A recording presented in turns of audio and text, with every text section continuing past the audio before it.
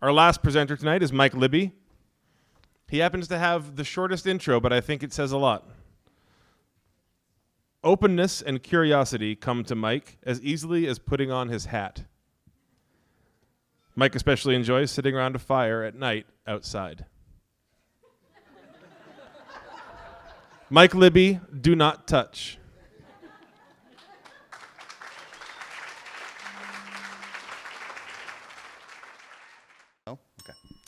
That is not a picture of Danny DeVito from One Flew Over the Cuckoo's Nest. That's a funny little Italian artist from 1960s, Piero Manzotti with a can of caca, poo.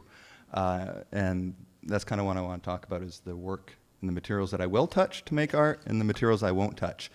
I won't touch what's on the right. Apparently in 2007, one of those cans sold for like $273,000 at Sotheby's. So these are some of the things I won't touch. Baby doll heads.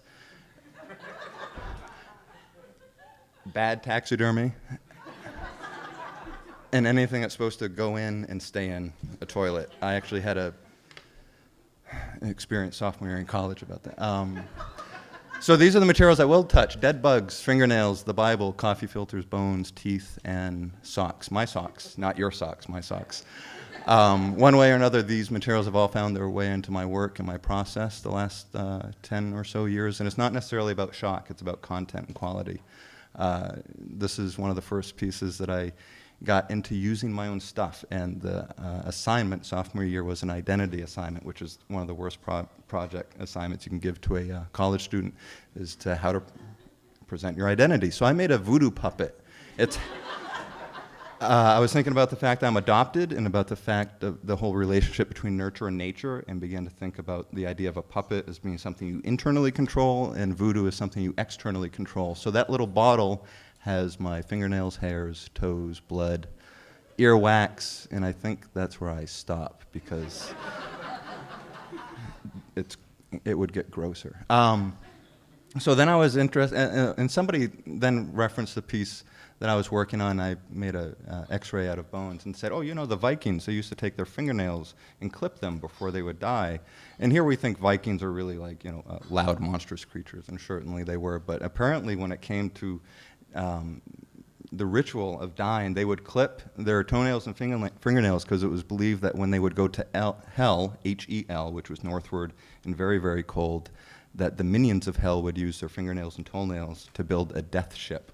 So if they didn't respect the process and the ritual, they would henceforth be giving evil in their culture a little bit of power and weight.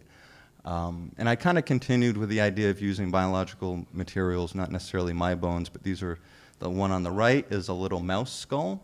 These are about that big.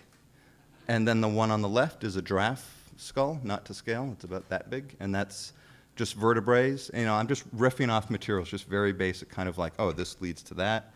But then I got interested in continually using cast-offs and the idea of the things that we shed. And I was wanting to get a little bit more poetic, I think. And so this is a patch from my old baseball from when I was a kid, sewed together with a patch from about 5 years ago. So it was kind of mixing the old and the new. Baseballs have always come up for me. I don't know necessarily why, and this is one that I found on the street. It was rather kind of beat up, so I restitched it to kind of echo Bruce Naumann's words, "Mystic Truce," from one of his famous neon pieces from the 70s.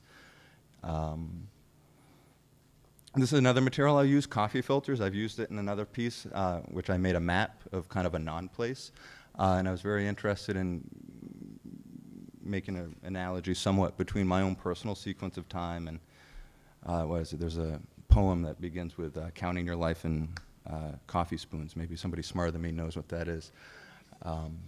So I continued, I continually got interested in this material of paper and cast-offs. And this isn't necessarily a cast-off. I mean, I think people use the Bible. I don't. So this piece is cut up from Bibles. And I'm not talking as quick as the slides. And also, it's been known that I do work with bugs. So this is a bee I found the other night actually at a gas pump. And even though this is something that would be widely looked over, and the thing reeks of gasoline, it was at the gas pump for so long. And it was in the groove of the asphalt, so I can just imagine how many cars. And this is kind of what I do for a job, some of you know. And so I'll take a dead bug and a broken watch and find the best of both and kind of combine them together.